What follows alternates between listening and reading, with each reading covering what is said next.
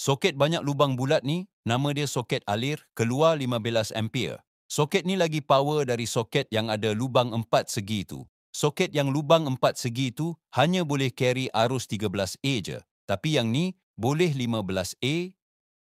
Soket 15A ni digunakan untuk sambung alat elektrik yang berkuasa tinggi, macam penghawa dingin dan water heater. Soket ni ada switch untuk on atau offkan bekalan. Kalau tekan on, bekalan masuk.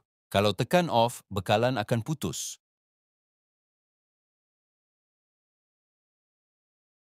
Lubang-lubang bulat ni khas untuk palam jenis 15A sahaja. Dia special tak macam palam biasa yang 13A tu. Palam 15A tu macam ni ya, bulat juga, sama cantik sama padan, barulah boleh masuk ke lubang soket tu. Jom pusing belakang pula kita tengok terminal dia pula. Ini terminal L untuk wayar live. Ni pula terminal N untuk wayar neutral. Yang atas ni terminal E untuk wayar bumi.